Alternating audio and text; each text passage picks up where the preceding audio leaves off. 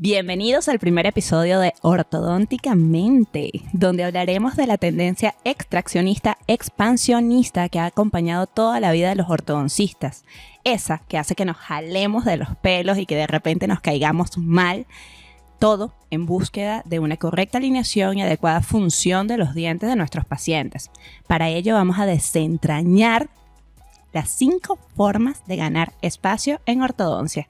Mi nombre es Sheila Ciso y junto a mí me acompaña el doctor Jonathan Hernández Paz y la doctora Angélica Martínez. Bienvenidos a Ortodónticamente. ¿De qué vamos a hablar hoy?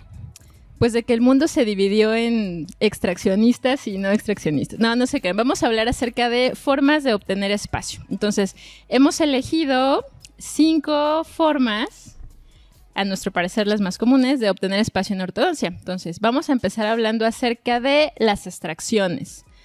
Doctor Jonathan, ¿cuándo eliges hacer extracciones en un paciente? La pregunta viene casi con la respuesta, o sea, cuando el paciente lo necesita. O sea, decías ahorita que no era cierto, pero sí es cierto que se ha vuelto una tendencia a la no extracción, a expander, a que todos los dientes entren en boca. Y eso, para quien ha conocido la historia de la ortodoncia, sabe que pues, el humano es el único que tropieza 2 veces con la misma piedra, ¿no? Vamos, ya habíamos pasado por eso. Se suponía de que ya habíamos pasado por la parte de se expande y todo entra. O sea, ya pasó eso. Fue la época de Angle, cuando querían que todo entrara dentro de la boca. Y pues la misma... El tiempo le mostró que no. Hubo todo un debate con el Dr. Case, el Dr. Dewey. Ellos hicieron un debate tremendo. Por más de 30 años se dejaron de hacer extracciones. Y al final lo que se dieron cuenta es que no es estable con el paso del tiempo. Entonces volvieron nuevamente a quitar dientes, o sea, con pues el trabajo del Dr. Case, con el Dr. Tweed, que empezaron a ver los casos retratados del Dr. Angle para poder mostrar esas recidivas y que había casos que había necesariamente que extraer. Entonces de repente se empezaron a extraer nuevamente los casos. Pero como mucho. Estabilidad. ¿Andé? Pero como mucho. ¿Extraer como mucho o a todo querían extraer o ya había un equilibrio? No, yo creo que había un equilibrio. O quizás hubo una tendencia un poquito fuerte para extraer más. Y yo creo que tiene que ver con el contexto histórico de cuando había la esclavitud, todo ese tipo de cosas. Y entonces buscaban un perfil que no tuviera nada de labio, que empezaron a retraer en exceso. Claro. Y a lo mejor no es algo que nos gusta ahorita, pero tiene que ver con las mecánicas, no realmente con que el extraer te vaya a cambiar esos perfiles o te vaya a crear, ¿no? Entonces creo que eso ya se dejó atrás. O se debería de dejar atrás.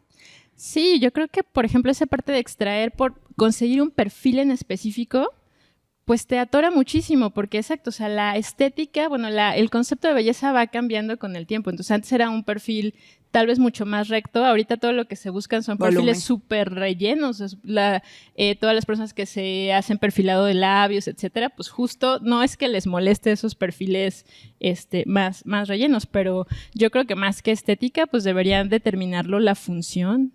Por supuesto. Definitivamente, porque tú puedes pensar que quieres un perfil más relleno, pero uno de los parámetros que a lo mejor se está olvidando es la competencia labial. Claro. En busca de tener un perfil así, esta tendencia de tratamientos expansionistas, a no extraer y todo eso, acaban con perfiles que realmente están rompiendo con la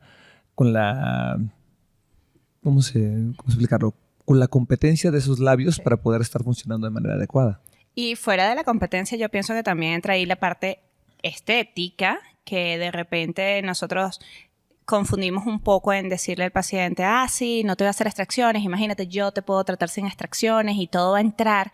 Y el paciente, bien vale, porque no sabe, y qué padre que no me vas a hacer extracciones y voy a terminar con todos mis dientes. Estás tocando un punto así de meter el dedo en la llaga. Sí, no. Porque sabes que eso se ha vuelto una cuestión totalmente de marketing.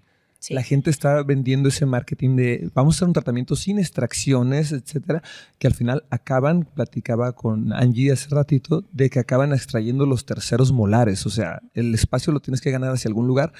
Y son tratamientos que lejos de que tú le estés ofreciendo algo que esté comprobado, porque la verdad es que no hay estudios a largo plazo que muestren la estabilidad de esos casos no extraídos.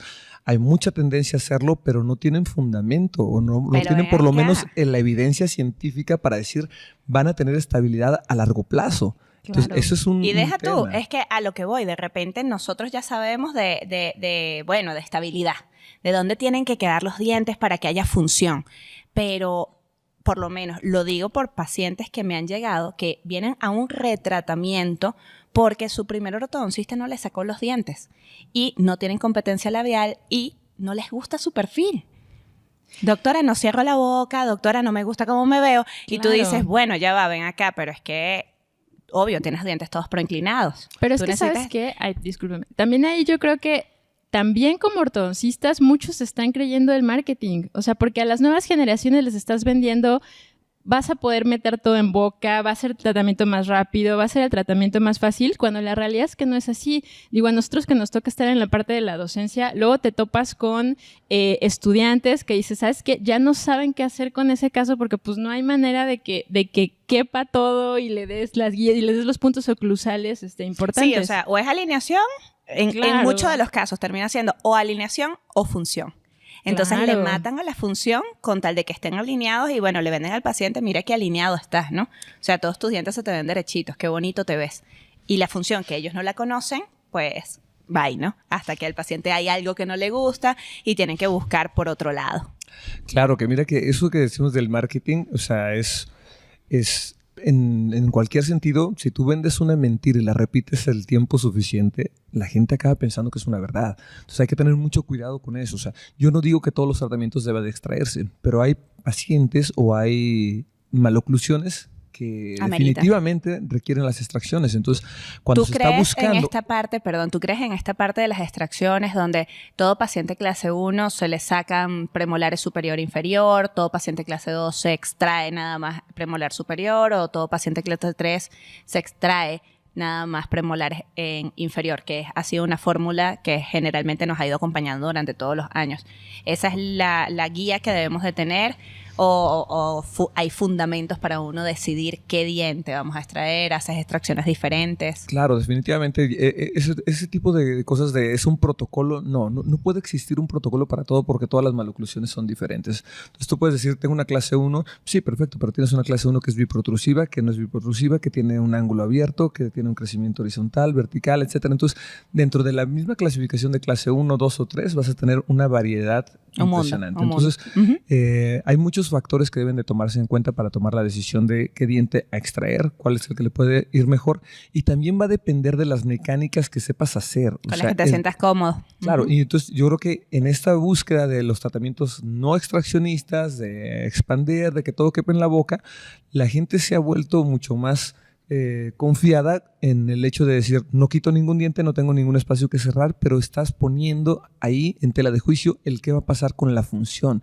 Porque acabas con un caso donde caben los dientes, donde el perfil se verá más o menos, pero no tienes sobremordida, no tienes función, no tienes desoclusiones, no tienes ningún parámetro de función. Entonces, si solamente se trata de vender estética, acabas con tratamientos que no cumplen con nada. Exacto.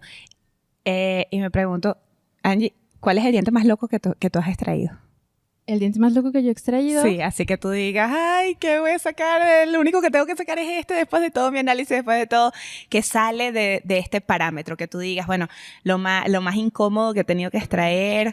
Yo no diría que incómodo, o sea, efectivamente yo creo que, exacto, que tenemos como las guías siempre, pero pues tienes que cotejarlo luego con la realidad y ver qué te va a servir de la guía. Entonces, me ha tocado extraer, por ejemplo, incisivos inferiores, que no es, o sea, no me parece a mí como tan raro, pero pues a veces o ese diente ya estaba lastimado o necesitaba muy poco espacio o era justo lo que ocupaba en ese momento, ¿no? Entonces, sí, yo creo que lo importante es saber qué es lo que puede pasar y cómo lo vas a corregir, ¿va? Ahorita me tocó un caso en que voy a tener que extraer 6s, que no lo había hecho, pero pues Es O parte sea, de es Johnny. parte de- ¿Tú qué es lo más loco que extraes? Así que digas que se sale fuera de la norma. Pues realmente no me parece tampoco loco, o sea, porque cuando el paciente lo necesita, pues extraigo el que necesita. Y como bien dijo Angie, o sea, yo tengo casos en donde he quitado molares, primeros molares, segundos molares, incisivos, todo. Y muchas veces los molares es porque están completamente destruidos. Incluso Claro. tengo casos en que se han tenido que quitar caninos. O sea, ¿por Sí. qué? Porque están comprometidos No totalmente los puedes y todo, y bajar. claro, y uno está con la idea de, híjole, no, la guía canina, etcétera. Pero de repente Sí, no se puede, no, no no se tienes, puede. no tienes manera de salvar ese Sí, diente, o el diente está impactado, o tiene una ausencia y todo, y pues acabas quitando. ¿Saben a mí qué me parece como interesante? Bueno, yo sí en mi consulta observo el concepto de borderline. No sé Ujú, ustedes qué piensan. ujú. De esos pacientes que pues podrían salir o no salir con extracciones, porque quizá nuestra audiencia piense que nos estamos yendo al lado de la De la de la extracción. extracción. Y no es así, pero por ejemplo, yo creo que ahorita que tenemos tecnología como el Combin, en donde ya puedes ver si de veras expandí y formé hueso, y hay artículos en los que estás viendo que no es cierto que se está formando hueso, al contrario, que estás haciendo fenestraciones o que estás haciendo dehiscencias. Yo también digo, no nos pongamos tan cerrados, o sea, no podemos ser absolutistas. Habrá pacientes que se puedan sacar sin las extracciones y habrá pacientes que sí o sí las necesiten. ¿De qué diente? Pues del que en el caso... Se amerita. exacto. Sí, bueno, lo del borderline, me imagino yo de que llegas al punto donde, bueno, no te hago extracciones en el primer momento, pero no estamos cerrados a no hacerte las extracciones. Cuando le explicamos al paciente, ¿sabes qué? Mira, puede que sí, pero no me va a gustar cómo vas a quedar, quizás no tenga la función como yo quiero, y vamos a llegar al punto donde posiblemente tengamos que hacer las extracciones o... todo queda bien, tenemos función, te ves bien, te gusta cómo te ves, me gusta cómo te ves, mantenemos la función, así que dejamos los premos, ¿no? O sea, ese sería el borderline donde tú dices, tomas la decisión en el medio. Sí, porque de pronto cuando sacas los premolares, bueno, pues tú sacaste todo ese espacio que probablemente no lo vas a ocupar todo, ¿no?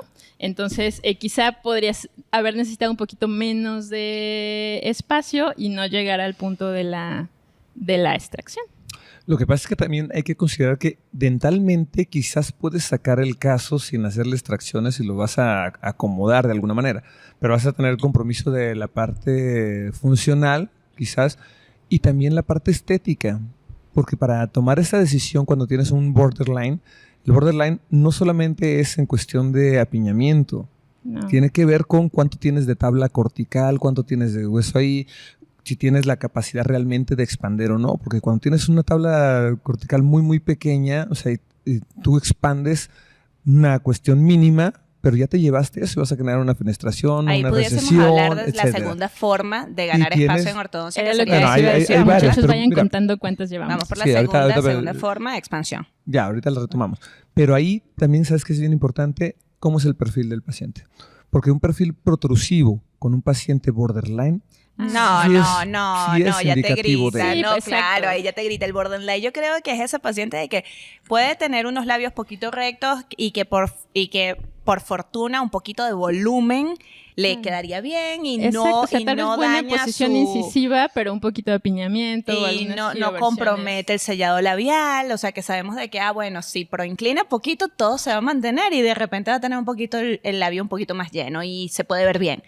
Pero llegamos a ese nivel donde el paciente dice, ahora me veo trompudo, doctora, O no me gusta. proinclino y hago un poquito de stripping y al revés, o sea... Tercera forma de ganar espacio. Pero ya nos estamos Ya adelantando nos mucho estamos aquí. yendo. ¿Por qué no se las enumeras? ¿Cuáles llevamos, Sheila? Extracciones, estamos hablando de las extracciones y ya mencionamos de que realmente no es una obligación únicamente extraer 4 premolares en pacientes clase 1, 2 premolares superiores en pacientes clase 2 o 3 premolares o 2 premolares inferiores. 2 y 2 en son 4, paciente 4 y 2 son clase 6. 3. Entendimos el punto. Entendimos el punto y entendimos de que podemos hacer extracciones que de repente pueden ser un poco más fuera de lo común o de lo convencional, como extraer un incisivo, extraer un molar o incluso Caninos. algún canino, si el Incluso caso lo extracciones amerita. asimétricas también. Extracciones asimétricas que son son de manejo Sí, complicado. yo le o sea, batallo con claro. esas. Ahora Son en de el curso manejo. que va a dar el doctor Jonathan, yo espero que me aclare esas dudas, porque con esas yo batallo mucho. Porque es complejo, realmente tú dices, bueno, si todo es simétrico, cierro y aplico las mecánicas igual de un lado que del otro, ¿no? Es lo que pensamos, pero cuando no, de verdad tenemos que tener un manejo Claro. bien dominado. A ver, entonces vamos en las extracciones. ¿Ok? Ahorita que decías a mí, Hablábamos del en hueso. clase 3, Ok. me voy a saltar ahorita un poquito. En clases 3 sí me gusta más distalizar que hacer las extracciones. Ahorita vamos a hablar de ese que Ok. sería el Aquí, cuarto, paréntesis, Angélica. perdón, Sí, sigamos. esa es la cuarta forma de ganar espacios y ya vamos a hablar acerca de esa parte. Tenemos 1, extracciones, mencionamos 2, expansión. Expansión. ¿Cuándo vamos a expandir?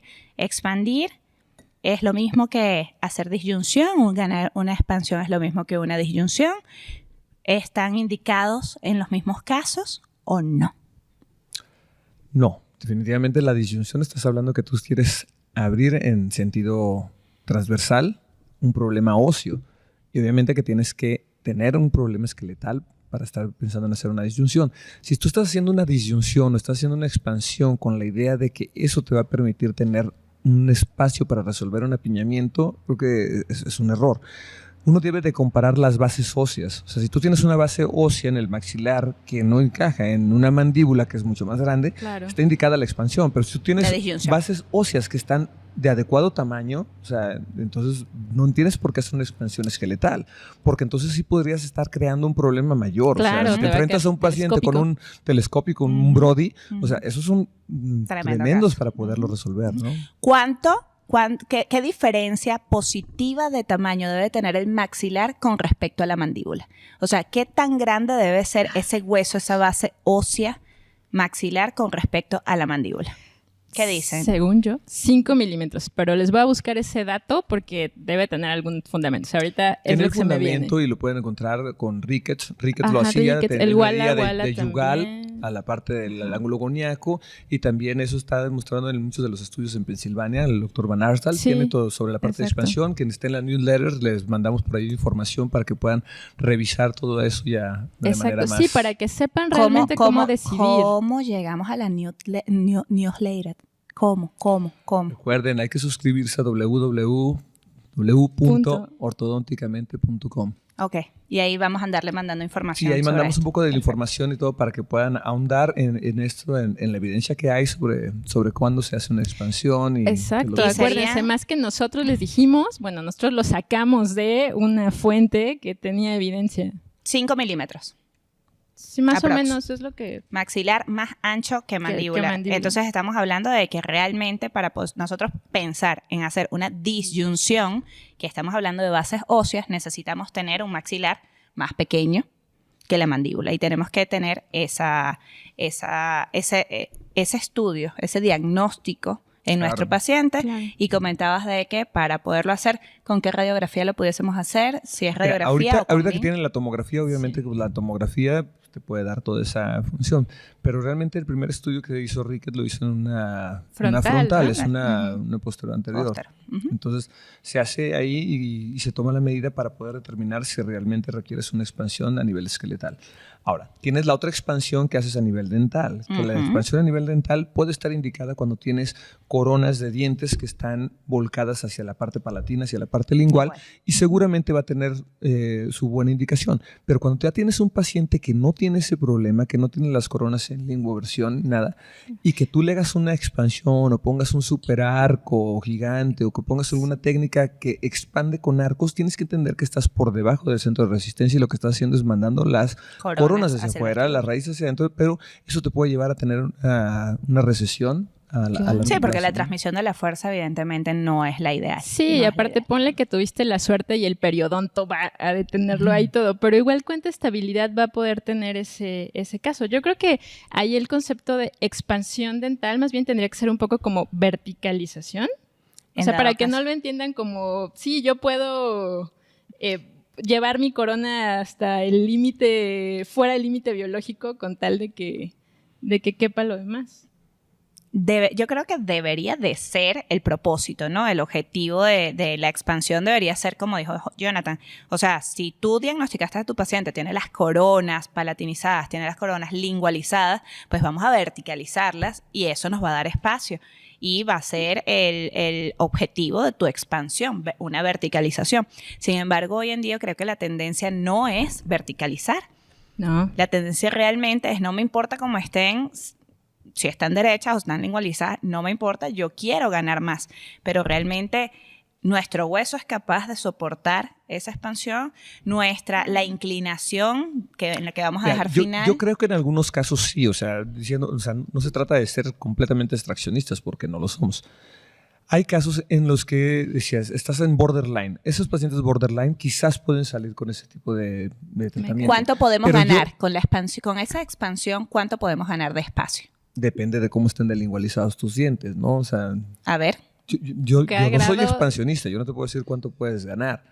O sea, pero yo he visto, lo que han visto mis ojos, dice que gente que ha resuelto casos que tú ves más de 14 milímetros de apiñamiento y lo resuelven con arcos, con disalización, con todo. O sea, a mí se me hace esforzar completamente. Ahí tocamos otro punto. Ese vendría a ser el tercer punto de las formas de ganar espacio en ortodoncia, que son las distalizaciones. Angie más o menos lo tocó cuando andamos hablando de extracción e inferiores en pacientes clase 3, que ella comentaba de que ella prefiere hacer distalización en pacientes clase 3. Y tú hoy nos comentas de que realmente, bueno, mezclando un poquito de expansión y de distalización, podemos sacar pacientes que estén borderline. Entonces, ¿qué tanto es real esta parte en la que nosotros podemos distalar y venderle a un paciente un tratamiento a un paciente sin extracciones? Mira, si tú me preguntas qué tanto, no sé, porque he visto gente que ha hecho cosas que el mundo no creería. Exacto. Pero si tú me dices cuánto es lo que debiera ser estable, o sea, uno tiene que irse un poquito más atrás y ver los estudios que hay sobre las expansiones a nivel canino, a nivel molar, o sea, y la verdad es que no puedes expandir mucho, o sea, estás hablando de menos de 2 milímetros. Expansión. De expansión, a nivel de distancia intercanina. Ok. Sí. Entonces, ya quien se vaya mucho más que eso, o sea, estás yendo en contra de, y por eso ves muchos casos que acaban con retenciones fijas de por vida. ¿Por qué? Porque si lo sueltas allá, se comprime todo eso. Entonces, yo creo que se está excediendo la capacidad de ese mismo hueso. Cuando tú tienes un apiñamiento muy severo, o sea, toda la lógica indicaría extrae y arréglalo.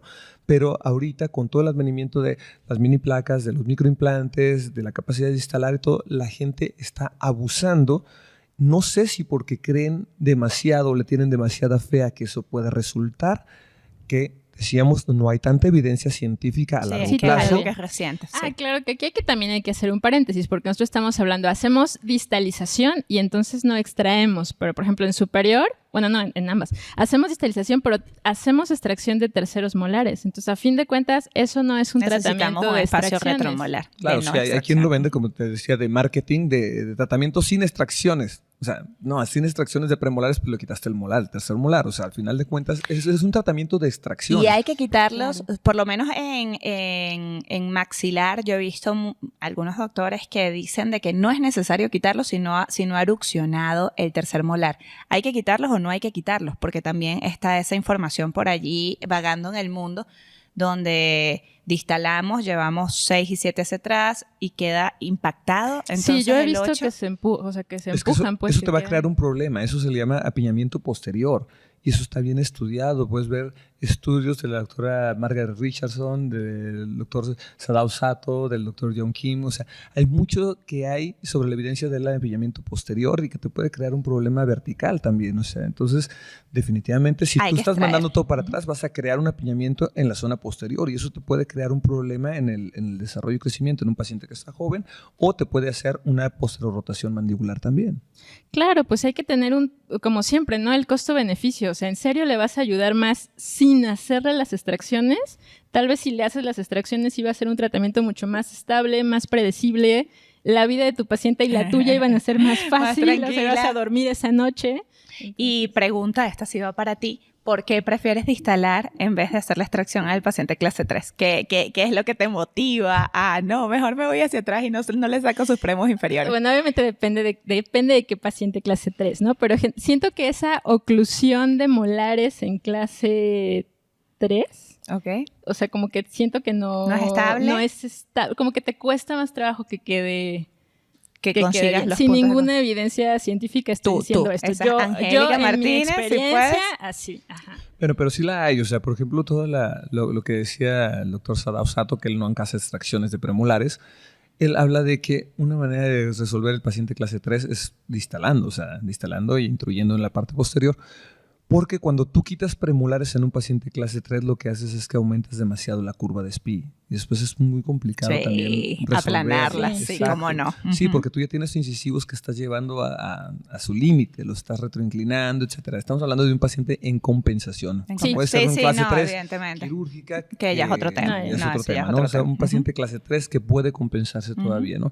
Y obviamente esa compensación también tiene compromisos y es importante saberlo. Cuando tú haces un tratamiento esqueletal de una manera compensatoria, vas a tener compromisos y el paciente tiene que saberlo. O sea, si él aceptó el tratamiento o él no aceptó el tratamiento quirúrgico, él tiene que saber los compromisos que conllevan con eso y que va a ser seguramente afectado en la parte de su función, ¿no? Claro. Y periodontal, porque también esas claro. retroinclinaciones de los dientes, ven acá, no, la fuerza no se está transmitiendo igual a como si tuviésemos el diente vertical en la posición ideal que debería de estar. Entonces, sí, es tema de que hay que hablarlo con el paciente previo a...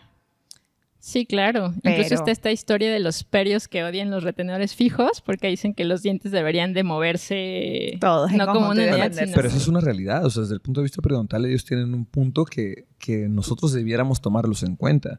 O sea, la idea no es agarrar y ponerle una férula a todos los dientes. Si le estás ferulizando quiere decir que tú sabes que eso no tiene estabilidad. Eso no es retención, eso es contención. Estás parando un problema. ¿Por qué? Porque sabes que sobrepasaste los límites naturales. Pero ¿qué es estable en esta vida, John? El próximo episodio va a ser...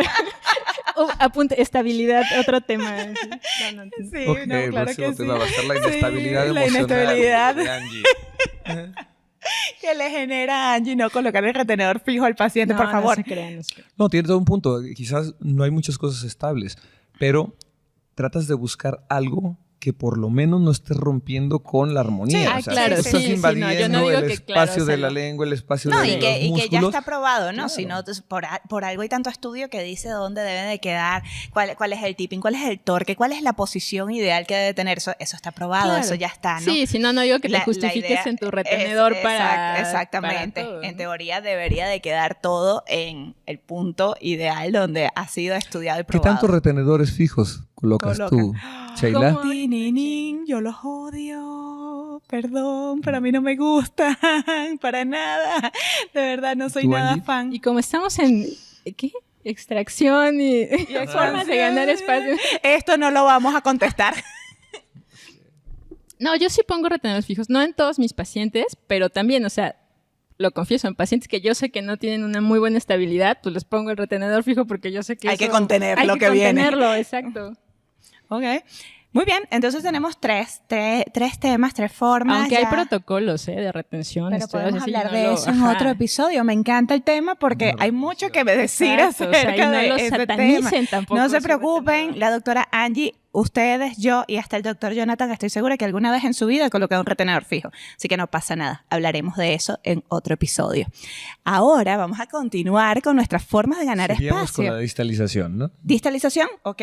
Todavía continuamos. Entonces, que la distalización te va a llevar a que quites los terceros molares.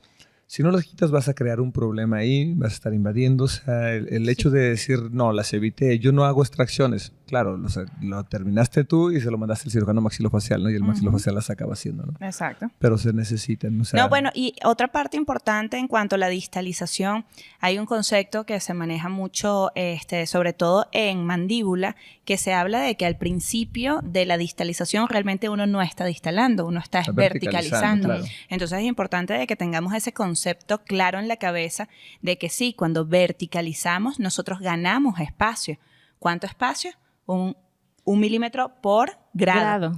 Un milímetro por grado es lo que se piensa. Entonces, al principio, evidentemente, ese apiñamiento que muy probablemente se generó por una impactación de terceros molares que estaba impulsando a nuestro 7 hacia adelante, a nuestro 6 hacia adelante, medio inclinando, que es mucho de lo que te comentan en cursos y ponentes de cuando vamos a hacer distalizaciones, lo que buscamos es retomar esa verticalidad de los dientes. Fíjate, eso que acabas de decir, retomar la verticalidad cuando, si tú ves los estudios, la erupción de los dientes es con Mesial. una tendencia hacia mesial, inclinados hacia Todo. mesial, no verticales. Entonces, cuando la gente dice, estoy recuperando su verticalidad, es que el diente no debería estar allí. surgía de manera vertical. Y eso tú puedes ver. Si ves los estudios, por ejemplo, de las 6 llaves de la oclusión de Andrews, donde ves los pacientes normales y todo, todos tienen una mesioangulación. O sea, ninguno está ni en distoclusión, ni está, ¿cómo se llama? Vertical. Entonces, ahí estamos yendo ¿es en bueno contra o no es bueno? No lo sé, tú No lo dime. sabemos. Entonces, Porque claro, incluso- claro, a lo mejor se equivocó la madre naturaleza, Dios y algo, y los puso así cuando debía de ser verticales, y nosotros los estamos corrigiendo, ¿no? O sea, ¿Ah? ahí viene un tema también Claro. para entender. Importante. Ujú. Ahora, si tú lo verticalizas, ¿cuánto puedes ganar? ¿Cuánto te da estabilidad? Yo recuerdo un estudio de Hugo de Klerk donde él hablaba de 4 milímetros más o menos que tú podías tener y tenías y regresaba. O sea, más de 4 milímetros ya no lo tenías. Ok. No sé qué tanto puedan distalizar ahora. Y si distalizas la corona. No estás pasando a No, nivel del centro de de- resistencia. claro. Entonces, no estás llevando todo en cuerpo. Entonces, hay que entender que estás dejando un diente ahora en una posición vertical. Ahora te la pongo todavía más compleja. Imagínate que lo que dice, por ejemplo, el doctor Aníbal Alonso sobre oclusión, que la cavidad glenoidea es el cuarto molar y que tiene una relación directa con el ángulo que tienen todas las cúspides y las vertientes anteriores para las desoclusiones y todo. Si eso es real, tú ya le cambiaste todo porque le inclinaste por otro lado. Sí. ¿Y qué va a pasar entonces con la articulación? Claro. No, que y va a ahorita tener que que lo remodelar. platiquen, claro. Claro. Hay Sí, un es un artículo tema, por es ahí un bien tema. interesante como del envejecimiento de la oclusión y te dice que justo, o sea, todo tiende a Mesializar. mesializarse. Entonces también cuando pasen los años, ¿qué va a pasar con todos esos pacientes que estamos verticalizando, distalizando? En nuestra distalización. Exacto. Ujú. Justo por eso decíamos, o sea, faltan evidencia científica de lo que pasa a largo plazo. Sí, a largo Capaz que resulta mejor que la Aguanta madre bien, naturaleza, claro. ¿no? También puede ser, o sea, queda la duda. Pero mientras no lo veas a largo plazo, todavía no puedes saber qué es lo que va a pasar, ¿no? O sea, hay muchas cosas que todavía están en ya veremos, que suena prometedor y uno ve Sí, los casos cómo no. y ves cómo se distaliza y cómo haces todo eso, intruyes, etcétera, y parece que va a resultar muy bien. O el resultado inmediato se Es ve bueno. muy bien. Es bueno. Claro. Pero tienes que ver en cuestión de función y qué es lo que va a suceder con esas articulaciones y con todo lo demás. Quizás funcione, pero no hay mucha evidencia, por lo menos no de acceso que todo el mundo podamos ver eso.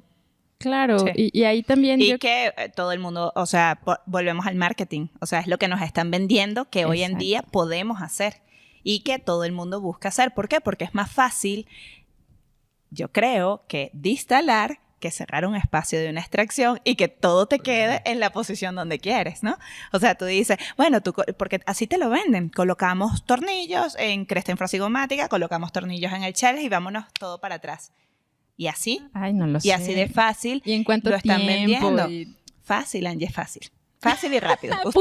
Usted no ande preguntando cosas que no son. Es que a eso- Pero a cuando eso voy. decimos saca dientes y cierra bonito y que todo te quede bien y que no se te retroincline y que el Ay, espacio también lo hay unos que ocupes de forma cierran muy correcta. bonito y quedan súper padres. ¿Cuánta gente sabe dominar esa mecánica? O sea, ahí es donde vamos, ¿no? Y dicen, no manches, yo prefiero. Imagínate, primero Yo a veces creo que sacar quedan dientes. más bonitos con la extracción y oclusalmente mejor Más que estable, con la... por supuesto que sí, pero si tú me vendes algo complejo que yo no sé manejar y que de repente voy a tener que tener una curva de aprendizaje y algo donde me estás diciendo súper sencillo, 4 implantes te lo vendo, Angie, te lo vendo.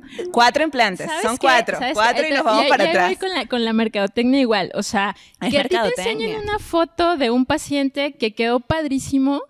Es más, o sea, aún si te enseñan todo el procedimiento, pero es un solo paciente, eso no es evidencia y eso no quiere decir que sea un tratamiento que tú puedes implementar en todos los pacientes de tu consultorio. ¿Por qué? Porque igual y ese paciente era el más comprometido, tenía las condiciones ideales, ese doctor tiene toda la pericia del mundo y la experiencia lo lleva muy bien, pero decir, yo voy a sacar, tengo un paciente parecido, que es luego lo que siempre hacemos, Sí. ¿no? Tengo un paciente parecido a este que vi en Instagram, ¿qué le puso? Lo mismo ahorita, o sea, que a ti te funcione es muy difícil. Eso no es evidencia científica, o sea, eso es anecdótica y eso son fotos y hasta ahí. Entonces, pareciera más fácil. Pero casi ningún ortodoncista hacer hace todo, ¿no? ¿Verdad? tratamientos por, Así, porque por alguien evidencia anecdótica. Pareciera que no, pero... No seas A ver, así, Angie. discúlpenme, pero yo, por ejemplo, a mí me ha pasado, qué Yo vi pena en que el me, TikTok. vendieron el tratamiento así, yo dije, claro, voy a llegar y lo voy a hacer. 4 meses después yo decía, Dios mío, ¿por qué hice? Ayúdenme, alguien, ¿por qué hice esto? O sea, no sé si a los demás les pase. Creo que no les pasa, ¿sabes? no le pasa a Ese nadie. es el efecto de las redes sociales. O sea, tú tienes gente que estás viendo tratamientos que están haciendo en Instagram, en Facebook y todo, y ves una foto solamente en un punto del tratamiento. O de repente ves una mecánica y no viste ni siquiera cómo quedó el perfil. O sea, porque muchos muestran muchas fotografías y aparte, o sea, tenemos artistas de la fotografía en la odontología, o sea, es tremendo las fotos y tú ves una oclusión bonita, pero no te mostraron cómo quedaron los labios, no viste cómo quedó todo lo demás. Entonces, la estabilidad a largo plazo está dentro de un contexto que no estamos viendo. Entonces, si tú nada más te quedas con, esta cosita la voy a poner yo, o sea, es muy pobre. Y desgraciadamente, muchos ortodoncistas están haciendo todo eso solamente al ver fotografías, imaginándose qué es lo que quisieron hacer y no, o sea, obviamente que hay mucho proceso y como tú dices, hay gente que es muy hábil para poder hacer todo eso y tiene toda la pericia, tiene el conocimiento y lo hace bien. Pero hay mucha gente que está tomando de aquí y de acá un pedacito y está haciendo cosas. ¿Sabes que incluso a mí me pasa también con estudiantes que de repente, es que yo vi que el doctor colocó esto y le sale súper bien, doctora, y de verdad yo quiero empezar a hacer todo al mismo tiempo porque el doctor lo hace y lo hace súper bien. Y yo le digo, ya va, tú estás empezando, entonces tenemos que como darle chance a esa curva de aprendizaje, ¿no? Donde, espérate, estoy segura de que poco a poco lo vas a lograr, pero ese doctor en su mente ya tiene todas las posibles cosas negativas que pueden ocurrir dentro de esa biomecánica. Y él ya automáticamente está viendo cómo las va a contener para que su mecánica funcione toda al mismo tiempo como tú la ves. Pero una persona que realmente no tiene la pericia, que no sabes qué es lo que va a ocurrir al tú colocar todos los aditamentos que vayas a colocar, pues se te puede descontrolar muy feo el caso. Entonces también entender eso, la pericia, el tiempo que tiene la persona haciendo alguna actividad es importante. Es importante. Sí, claro. Sí, de ahí va a depender mucho el resultado que van a obtener. Yo no critico el tratamiento como tal, pero exacto. O sea, ¿qué va la experiencia de ese doctor o su manejo? O sea, pues no todos podemos aplicarlo igual. Y lo decía Burston, o sea, tienes las mecánicas estáticamente indeterminadas y cuando tú te pones a hacer un tratamiento de esos donde todo está moviéndose a la vez, es mucho más difícil que tengas control de todo. Aunque tengas mucha pericia, muchas veces acaba uno haciendo prueba-error, corrigiendo cosas que van pasando.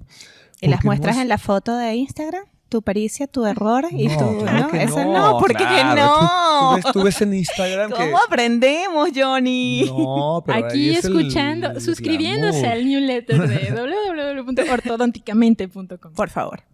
Lo que pasa es que yo no he visto que estén poniendo muchos errores en su ortodoncia ni nada. Y seguramente los tienen, porque todo el mundo ha tenido alguna cuestión. Claro. Como decían, es una curva de aprendizaje, es un proceso, pero tú estás viendo solamente la cereza del pastel. Entonces, todo eso hace que la gente piense, es muy sencillo utilizar esto, es muy sencillo hacerlo con un microimplante, es muy sencillo hacerlo de tal manera. Incluso las extracciones, de repente, quien piensa que es muy sencillo, quitan dientes y no saben. Qué diente, claro. Yo la verdad es que soy muy fan de quien publica también el error, porque pues eso es lo que te hace aprender, ¿no? Por supuesto. Claro, y también pues hay que bajarle al ego. Por favor. Está bien. Digamos de que todos pasamos por algo así. Muy bien. Tenemos extracciones, tenemos expansión, tenemos distalización. Ya tenemos 3 formas de ganar espacio dentro de la ortodoncia. 2 de ellas muy reñidas a través de lo largo de la historia y hasta el día de hoy. Otra de las formas que tenemos para ganar espacio son los desgastes interproximales. Así es. El stripping. ¿Hacen o no hacen stripping? Yo sí hago stripping. ¿Basada en qué? ¿En qué te basas? ¿Cómo decides tú, este es el diente que le voy a hacer un desgaste? Hay varias cosas. Una, por ejemplo, en la forma del diente. En esos dientes muy triangulares que yo sé que me van a dejar un triángulo negro cuando los alinee, o sea, cuando más bien termines la alineación y está ese triángulo negro, sí busco hacer un poquito de stripping para mejorar también ahí la condición de la papila y la estética. Quizá no tanto como voy a ganar espacio ahí. Y también en pacientes, justo los que decíamos, que son borderline, que dices, bueno, sabes que necesito un poquito de espacio, poco, pero no mucho. Tanto como el de, o sea, si hago las extracciones me sobraría mucho espacio, entonces, pues como que justo ir jugando en cuanto tengo lo que necesito, ahí me detengo. Ahora, Shelita, ¿tú en qué momento del tratamiento haces el stripping? Sabes de que ese es un tema importante porque también de repente cuándo hacer el stripping. Al inicio, con los dientes todos girados, o después de que se alineó, pero ¿cómo se alineó si no tienes el espacio? Y para eso es que tienes que hacer el stripping, ¿no? A mí el stripping me parece delicado. A mí el stripping me parece bastante delicado, sobre todo porque tenemos que entender que el esmalte no se va a recuperar. O sea, desgaste que hagamos es desgaste que quedó. Diente que se pierde es diente que se perdió, que no se va a regenerar con el tiempo, ni vamos a decir, bueno, no importa porque después se forma. No. Claro. Entonces, para mí el stripping es bien delicado. Cuando hago stripping, generalmente yo sí hago extracciones, la verdad yo sí hago extracciones. Cuando hago stripping, en casos donde estoy borderline y de repente sé de que quiero retroinclinar un poquito, pero después de esa fase de alineación y nivelación, donde sé que los puntos que voy a tocar en el stripping son puntos que ya son los puntos de contacto interproximal. Sí, no exacto, de que el diente está súper chueco, le desgasto según lo que yo estoy viendo, y cuando se alinea el diente, del guerrero jaguar, ¿no? Ven acá, pasa, ¿no? O sea, sí, claro que pasa. Entonces, es complejo con qué material vamos a andar haciendo el stripping, que no te queden esas vetas, que después se vaya a acumular placa y vaya a andar generándole caries al paciente. Sí. El yo que soy para miedosona, por ejemplo, con tú que no duermes, no lo hago. O sea, yo casi siempre lo hago con la lija. Jonathan, ¿tú haces stripping? Yo sí hago stripping, rotor stripping. O sea, lo hago sobre todo cuando tengo un paciente con una discrepancia de Bolton. Para mí, sí, claro. esa es mi indicación para hacerlo cuando tengo la discrepancia. Y muchas veces prefiero hacer el desgaste a que le pongan carillas o algo así. Si el paciente ya lo veo que va a necesitar las carillas y todo eso, entonces no, lo compenso el Bolton agregando en la otra arcada en lugar de hacer el stripping. Y también, como dije Angie, cuando tengo dientes muy triangulares, etcétera, sabiendo que si desgasto en una arcada y no tengo un problema de Bolton, pues bueno, desgasto también en la otra para que se mantenga bien. Esa sería mi indicación. Cuando tú preguntabas si se hace antes o se hace después, el stripping debiera hacerse antes. Claro, porque si no vas a hacer round trip. Y si no tienes espacio, ya te fuiste contra las corticales y después regresaste. Ahora, tampoco soy de la idea, como hacía Jack Sheridan con el stripping, de ganar 6 a 8 milímetros, sí, que la verdad es que él lo mostraba, pero es muchísimo, ¿no? Entonces, yo soy más cuidadoso con la cantidad de stripping que voy a realizar. Sí, bueno, y eso, también tener en consideración a qué diente le estás quitando esmalte, y eso, ¿cuántas de nosotros anotamos en el expediente a qué diente le hice stripping y por qué lado, ¿no? Porque de repente... O cuánto stripping hiciste, deberíamos tener las mediditas. Yo espero que tú la tengas. Claro. Claro, pues, el calibrador. Sí, el calibrador. Las mediditas. El calibrador. Sí, porque de repente es eso, se nos olvida y pasaron 3 meses y decimos, Dios, necesito más espacio, esto no me está quedando. Y voy otra vez al mismo diente, la misma también zona. a eso vamos. Hacen stripping en anterior, en posterior, en ambos, depende de qué. ¿Cuál les gusta más? ¿Solo en anteriores? Okay. El problema de hacerlo en posteriores es que si tú no dejas bien el punto de contacto de ese diente, después vas a tener impactación de alimento. Pero en la parte posterior no puede ser plano. Yo he visto que los dejan así rectos completamente, entonces ya lo transforman el punto de contacto en una superficie de contacto. Claro. En la parte anterior se ha demostrado que te da más estabilidad tener superficie en lugar de punto de contacto, pero en la parte posterior te crea un problema porque todo el alimento se te va a impactar ahí. Entonces, en la parte posterior no. Y si lo llego a hacer, que es en casos donde tengo una anatomía extraña de algún diente, abro espacio ya de una vez que hice eso para que hagan la restauración y le den forma a toda la parte del contacto proximal, porque si no le das forma, eso va a ser una pesadilla para el paciente. Para el paciente. Y periodontalmente va a darte daño. Ok, entonces realmente yo creo que el tema del stripping, ¿con qué lo hacemos? Podemos hacerlo con discos, podemos hacerlo con fresas, podemos hacerlo con lijas. Yo creo de que más allá de esto... Con cincel y martillo. No, yo creo que más allá de ¿Qué tienes a la mano? Sí, no, y también coincidimos todos en que realmente es más una estrategia que podemos echar a la mano para mejorar triángulos negros, para discrepancias de Bolton, discrepancias que no sean tan marcadas, y lo más importante es realmente saber de que ese esmalte no va a volver y que si nos excedemos, si no tomamos en consideración cuánto le hicimos, a qué diente le hicimos, pues podemos generar un daño irremediable. Perfecto, entonces llevamos 4 maneras, ¿no? 4, ¿cuál nos falta? A ver. Tenemos extracción, la expansión, distalización, el desgaste interproximal. La proinclinación. La proinclinación, claro. La proinclinación.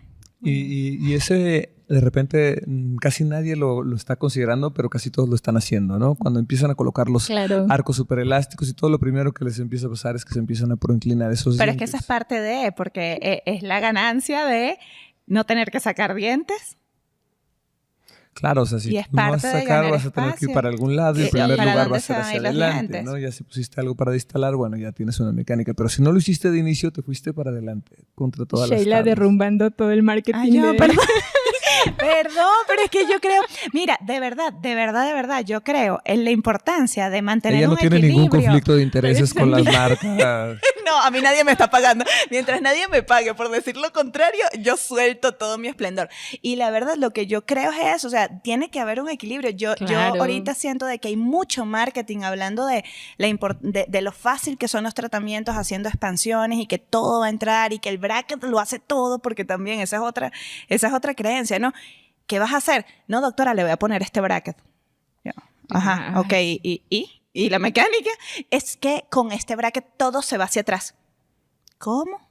Entonces, bueno, o sea, estamos trabajando con mentes que de repente nos creen cuando nos paramos en un escenario y le decimos todo lo que queremos decir, y son mentes que están en un proceso de aprendizaje y que hay que ser cuidadosos, como lo dijimos en el episodio de inauguración. O sea, hay mucha información que puede ser peligrosa.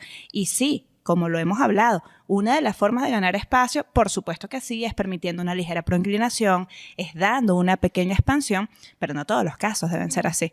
Entonces, perdón marcas comerciales y perdón marketing avanzado, pero yo pienso de que si se tienen que hacer extracciones, se tienen que hacer extracciones. Claro. Y como ortodoncistas tenemos que aprender a dominar ambas técnicas. O también dominar tu material. O sea, a mí me encanta todas las innovaciones que hay en cuanto a aleaciones, a mejoras de los brackets y demás, pero no es como que, yo voy a dejar el arco ahí padrísimo con la aleación increíble y ella va a saber hacerlo todo, ¿no? O sea, yo me olvido. Pues claro que no, o sea, aprovecha el material, aprovecha tu Ferrari, pero pues también piensa hasta dónde lo vas a dejar llegar o cómo vas a jugar. O sea, no puedes olvidarte de la biomecánica pensando únicamente en el material o en que traes el mejor material de todo. Si lo vas a ver hacer todo, pues claro que no. O sea, igual, exacto, yo entiendo que proclinar para ganar espacio es parte de lo que se quiere lograr de ganar espacio. Ajá, pero sí. Tampoco te están diciendo, deja el diente horizontal. O sea, tienes tú ahí como que jugar con esa parte, creo yo. Jugar con esa parte y entender la función y la parte importante de por qué tenemos que tener un overjet, por qué tenemos que tener un overbite, por qué tenemos que tener guías caninas. Perdón, qué intensa me pongo, pero es que de verdad lo creo, ¿no? O sea, si tú tienes unos dientes súper proinclinados, posiblemente tu overjet va a ser mínimo. ¿Y qué va a pasar con la función, no? Entonces, ahí es a donde voy. Sí, todas las 5 son formas de ganar espacio, claro que sí. Y es importante que también, y válidas, es importante que también lo tengan en cuenta, porque también para retroinclinar necesitamos espacio. No, bueno, no. Y ese juego de proinclinación, retroinclinación, que es importante entender, claro, ¿no? O sea, si proinclinamos vamos a ganar espacio, pero para poder retroinclinar necesitamos espacio. O si tenemos espacios, diastemas, nosotros pudiésemos ir un diente proinclinado y tenemos diastemas, podemos aprovechar esos diastemas. Ahí estás quitando espacio en lugar de ganar espacio. Exacto, para lograr la alineación, pero a la final la alineación que nosotros queremos tiene que estar basada en una función. Sí, claro. Definitivamente, y si tú buscas función no puedes proinclinar a diestra y siniestra. Aunque tuvieras huesos, o sea, el punto no es ese, el punto es cómo queda ahora todo tu cara lingual de los incisivos para poder tener una función adecuada, ¿no? Esa es otra, que también yo siento que las mentes jóvenes están pensando que alinear y nivelar es todo lo que es el tratamiento de ortodoncia. Y se están olvidando de los demás puntos importantes de función y de oclusión. Exacto, o sea, pues ya lo dejaste muy alineado, pero si no tienes nada de lo demás, no has terminado ahí. O sea, yo creo que la parte de alinear y nivelar no suele ser tan problemática, claro, pero ¿qué tal el detallado y finalizado? O sea, ahí es otra cosa. Definitivamente. Bueno, pues ahí están 5 formas. Lo logramos. 5 formas. Pero ¿sabes qué? También nos estamos olvidando de la que tienes en la etapa temprana. El espacio de leeway. el espacio del leeway de la diferencia de los molares deciduos cuando está haciendo. Okay. Y es un espacio que puede ser muy bien aprovechado si lo sabe uno manejar. Entonces, no hay que descartarlo completamente en el manejo de o sea, los aprovechar que los niños están en crecimiento. Seriadas, las guías de erupción, también puedes hacer cosas muy interesantes seriada, claro. y puedes no necesitar después estar ganando porque no permitiste que hubiera un corrimiento mesial de los molares o algo así, ¿no? Y ese tema está bien interesante y siento que también es de los muy olvidados en la ortodoncia, como que, bueno, sí, creo que mucha gente no está pensando siquiera en la posibilidad de las extracciones seriadas como un tratamiento. Que habría que considerarlo porque es uno de los tratamientos que da mayor estabilidad a largo plazo. O sea, quizás la gente piensa, bueno, y lo vas a quitar y está muy chiquito, que no, pobrecito y lo que tú quieras. Pero la mayoría de los casos que son tratados con extracción seriada tienen una estabilidad a largo plazo impresionante. Les confieso que ahí ese tema no es mi fuerte. ¿Dónde aprendo Pero vas a eso? aprender en el curso del Dr. Jonathan. Sí, en el curso vamos a hablar también sobre el manejo de extracción seriada y en la etapa temprana de los niños. Invítalos a tu curso. ¿De qué curso estás hablando? Y que la doctora Angie va a aprender tanto y el resto del mundo no. Sí, el curso que tenemos es el curso de Dominando las Mecánicas de Cierre. Lo vamos a tener el día 29 y 30 de septiembre aquí en la ciudad de León, Guanajuato. Y vamos a estar cubriendo muchos temas importantes sobre las mecánicas de cierre, cuándo hacerlas, cuándo... tanto en los casos borderline como los casos que definitivamente requieren de una extracción, entender el manejo de los anclajes, entender cómo mejorar los perfiles de los pacientes, en qué casos definitivamente uno no puede extraer. Vamos a hablar de extracciones extrañas, como decía la doctora Sheila, interesantes, extracciones de incisivos, extracciones de molares, extracciones asimétricas, y tratar de entender desde el punto de vista biomecánico qué es lo que se debe hacer en cada una de ellas para tener un tratamiento que pueda cumplir con los requisitos que uno quiere, conseguir los objetivos tanto de perfil del paciente como de oclusión y de función. Muy bien, están todos invitados al curso, la verdad. Y también hablaremos de manejo de extracción seriada en los pacientes en etapa temprana. No, pues está con todo. Bueno, creo que lo logramos. Perfecto, exacto. Creo que cubrimos todo lo del episodio. No quisiera despedirme sin recordarles otra vez que se inscriban en nuestro newsletter, donde a través de la página www.ortodonticamente.com van a poder recibir información de todo lo que hablamos ahorita, esos artículos que avalan un poco la información que nosotros les estamos dando, vamos a poder hacérselos llegar. Y lo más importante, que nos encantaría de que nos escriban ustedes dentro de estas 5 formas de hacer o ganar espacio de la ortodoncia, ¿en cuál de estas ustedes se sienten más cómodos? ¿Cuáles han hecho? ¿Cuáles no hacen? ¿Cuándo lo hacen? Y si de todo lo que nosotros dijimos tienen alguna duda, por favor no las escriben, que estaremos contestando las preguntas que se hayan generado, ¿ok?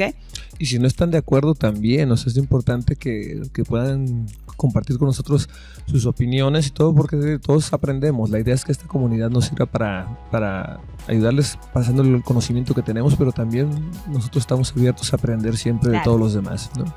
Claro que sí. Excelente, muchachos, pues estamos en contacto en nuestro newsletter, suscríbanse por favor, y pues yo creo que con esto cerramos el episodio. Un gusto haber platicado con ustedes el día de hoy, como siempre. Igualmente, nos vemos en el próximo podcast. Bye, bye. Ortodóntica. Bye.